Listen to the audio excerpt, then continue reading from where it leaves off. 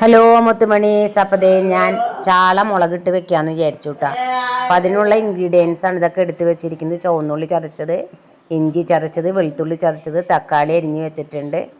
പിന്നെ മുളക് പൊടി, മഞ്ഞൾപ്പൊടി, പാകത്തിന് ഉപ്പ്, പിന്നെ കോൽപ്പുളി നമ്മൾ വെള്ളത്തിലിട്ട് വെച്ചിട്ടുണ്ട്.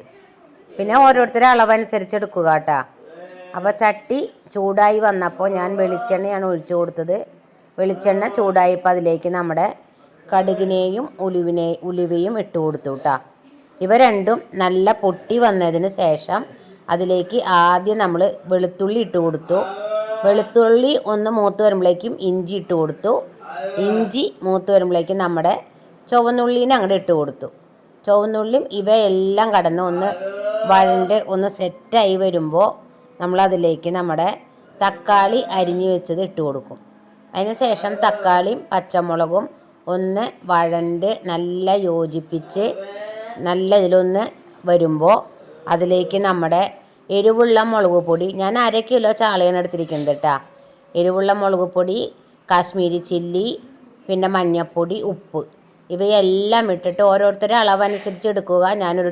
ഒരു ടീസ്പൂൺ മുളക് പൊടി, 2 ടീസ്പൂൺ കാശ്മീരി ചില്ലി. ഞാൻ ടീസ്പൂൺ അളവ് പറയുന്നത് കറക്റ്റല്ല, എൻ്റെ കൈ അളവാണ്. അപ്പം നിങ്ങൾ അതനുസരിച്ച് നിങ്ങളുടെ അളവിന് എടുക്കുക കേട്ടോ. ഇതെല്ലാം നല്ല വഴണ്ട് വന്നപ്പോൾ അതിലേക്ക് നമ്മൾ കോൽപ്പുളി പിഴിഞ്ഞ് വെള്ളമൊഴിച്ച് അതൊന്ന് തിളച്ച് വന്നതിന് ശേഷമാണ് നമ്മൾ അതിലേക്ക് എന്തിട്ട് കൊടുക്കുന്നത്, നമ്മുടെ മീനിട്ട് കൊടുക്കുന്നത് കേട്ടോ. അപ്പോൾ അതേ തിളച്ച് സെറ്റായി വരുന്നുണ്ട്. അതിലേക്ക് നമ്മൾ മീനിൻ്റെ ഇട്ട് കൊടുത്തു. അതിന് ശേഷം മീനിട്ടതിന് ശേഷം നമ്മൾ പിന്നെ കയ്യിൽ വെച്ച് ഇളക്കരുത്, മീൻ ഉടഞ്ഞു പോകും.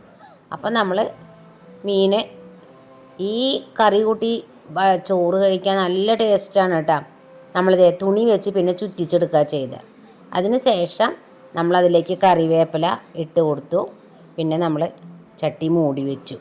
അപ്പോൾ ആദ്യമായി കാണുന്നവർ എന്നെ സപ്പോർട്ട് ചെയ്യണം, ലൈക്ക് ചെയ്യണം, കമൻറ്റ് ചെയ്യണം.